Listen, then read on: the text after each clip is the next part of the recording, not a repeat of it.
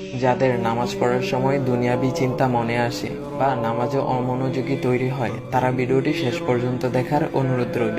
হযরত আলী রাদিয়াল্লাহু তাআলা আনহুর কাছে একজন ব্যক্তি এসেছে। তখন লোকটা বলল, হুজুর, আমার নামাজে মন বসে না। নামাজে দাঁড়ালে আমার দুনিয়াবি নানা চিন্তা আসে। হুজুর, আমার এই নামাজ কি আল্লাহ তাআলা কবুল করবেন? তখন হযরত আলী রাদিয়াল্লাহু তাআলা আনহা বলেছেন, না, তোমার নামাজ কবুল হবে না। তখন লোকটা মনে অনেক কষ্ট নিয়ে চলে যাচ্ছেন। এমন সময় রাসূল সাল্লাল্লাহু আলাইহি ওয়াসাল্লাম এসে হযরত আলী রাদিয়াল্লাহু তাআলা আনহুকে জিজ্ঞাসা করলেন, ইয়া আলী, আপনার কাছে লোকটা কেন এসেছিল? এসে দেখি মন খারাপ করে চলে গেল। কেন, কি হয়েছে, আমাকে বলুন। তখন আলী রাদিয়াল্লাহু তাআলা আনহু বলেন, তিনি আমার কাছে জানতে এসেছেন যে নামাজে দুনিয়াবি চিন্তা আসলে নামাজ হবে কিনা। আমি বলেছি, না, তোমার নামাজ কবুল হবে না। রাসূল সাল্লাল্লাহু আলাইহি ওয়াসাল্লাম তখন বলেন, ইয়া আলী, আপনাকে আমি একটা চাদর উপহার দিতে চাই, তবে একটা শর্ত আছে। আলী রাদিয়াল্লাহু তাআলা আনহু খুশি হয়ে বলেন, ইয়া রাসূলুল্লাহ, কি শর্ত তা বলুন, আমি আপনার সকল শর্ত মেনে নিব।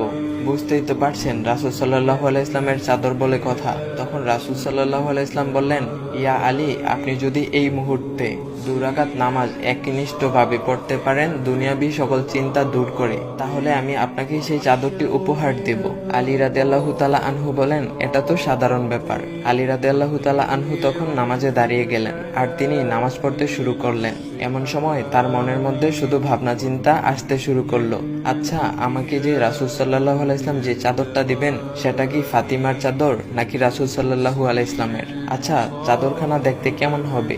এই বিভিন্ন বিষয় নিয়ে ভাবতে লাগলেন। তিনি ভুলেই গেছেন যে দুনিয়াবি চিন্তা নামাজে আনতে রাসূল সাল্লাল্লাহু আলাইহি ইসলাম নিষেধ করেছেন। এর মধ্যে আলী রাদিয়াল্লাহু তাআলা আনহুর নামাজ পড়া শেষ। আলী রাদিয়াল্লাহু তাআলা নামাজ শেষ করে রাসূল সাল্লাল্লাহু আলাইহি ইসলামকে বলতেছেন, ইয়া রাসূলুল্লাহ, আমি আপনার শর্ত মেনেছি, এখন আমাকে চাদরখানা উপহার দেন। রাসূল সাল্লাল্লাহু আলাইহি ইসলাম বলেন, ইয়া আলী, আপনি কি একনিষ্ঠভাবে দুনিয়াবি চিন্তা মুক্ত ছাড়া 2 রাকাত নামাজ পড়েছেন? তখন আলী রাদিয়াল্লাহু তাআলা আনহা মুচকি হেসে বললেন, না ইয়া রাসূলুল্লাহ, আমি আপনার চাদর নিয়ে অনেক কিছুই ভেবেছি।